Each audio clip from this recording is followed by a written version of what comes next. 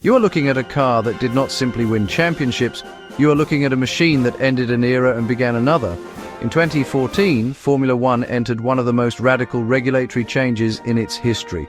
New hybrid engines, strict fuel limits, complex energy recovery systems, and aerodynamic restrictions were designed to reset the competitive order. Many expected chaos. What followed instead was control.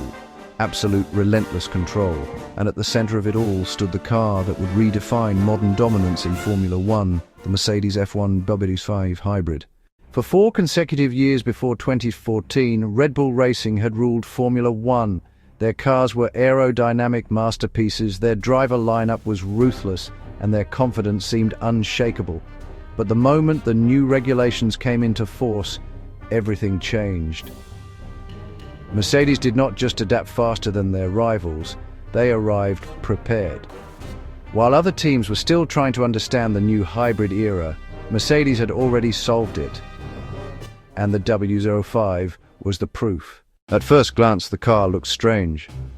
The lowered nose regulations forced teams into awkward designs, many of them narrow, fragile-looking, and aerodynamically compromised. Red Bull, McLaren, and others followed similar philosophies, squeezing the nose into thin shapes to comply with the rules. Mercedes went in the opposite direction. Their front wing sat on 2 strong pillars, supporting a wider nose with a distinctive inverted U-shaped tip. It looked unconventional, but it worked perfectly. Aerodynamically, the W05 was not about one revolutionary element, it was about integration. The front wing, end plates, cascades, and suspension geometry all worked together to manage airflow around the front wheels, one of the most turbulent areas on an F1 car. The upper wishbones were positioned not just for mechanical grip, but to guide air efficiently downstream. Mercedes even revived design concepts that the rest of the grid had abandoned, aligning the steering arm with the upper wishbone to gain subtle aerodynamic benefits. This willingness to challenge convention became a defining trait of the team. But aerodynamics alone do not explain what followed. The true heart of the W05's dominance lay beneath its bodywork. The new hybrid power units were unlike anything Formula One had seen before. At their core was a conventional internal combustion engine, fueled by a precise mixture of air and fuel. Air entered through the compressor, where pressure and temperature increased before being cooled by intercoolers in the side pods. Fuel was delivered under extreme pressure directly into the combustion chamber, ignited by traditional spark plugs. Pistons, connecting rods, and crankshafts converted combustion into mechanical power, transmitting it through the flywheel and into the transmission. But that was only half the story. The energy recovery system transformed the engine into something far more powerful. 2 electric motors worked alongside the combustion engine. One, connected between the turbine and compressor, recovered energy from exhaust gases. This energy could either drive the compressor directly or be stored in the battery.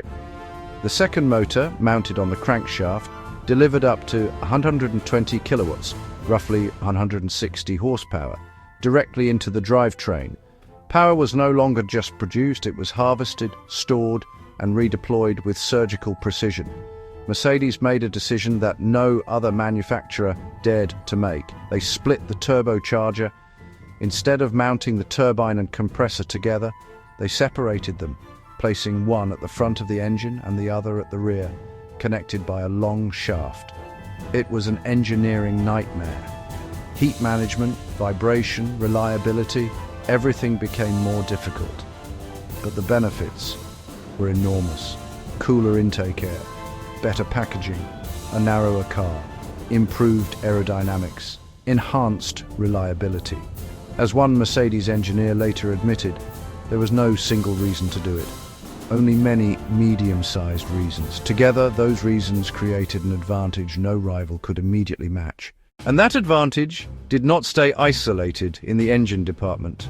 Mercedes had already restructured their organization years earlier, creating a performance group where aerodynamics, engine design, chassis development, and tire behavior were developed together. Information flowed freely. Decisions were made collectively. The car evolved as a single system, not as disconnected parts fighting each other. The results were immediate and devastating. At pre-season testing, while other teams struggled to complete laps, Mercedes ran relentlessly. Their power unit was not just fast, it was reliable. Across the season, failures happened, but far less frequently than their rivals. In a year where reliability crippled entire campaigns, Mercedes minimized damage and maximized opportunity. On track, the dominance was unmistakable. In Bahrain under the desert lights, the W05 put on a performance that left the paddock stunned.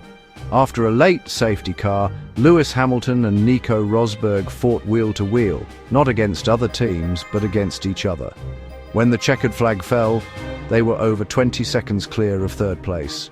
The same engine powered that car. The difference was everything else. Red Bull, meanwhile, were exposed. Their partnership with Renault collapsed under the pressure of the new regulations. While Mercedes designed their engine and chassis side by side, Red Bull were dependent on an external supplier hundreds of miles away. Communications suffered, development lagged, frustration turned public. The once dominant champions fell into crisis almost overnight. By the end of the season, the numbers told a brutal story. Mercedes had not just won, they had crushed the competition. And the W05 was only the beginning. The foundations laid in 2014 would evolve into something even more terrifying. The Mercedes AMG F1 W07 hybrid, the statistical peak of Formula One dominance. But without the W05, none of it would have been possible. The most important lesson of this era is not that Mercedes had the best engine, or the best aerodynamics, or the best reliability. It is that they understood something their rivals did not. Formula One is not won by isolated brilliance. It is won when every department moves in the same direction, when innovation is collective, and when risk is embraced before others even recognize it. The most dominant Formula One car ever built was not just a machine, it was a system, a philosophy, and for an entire generation of the sport, it was untouchable.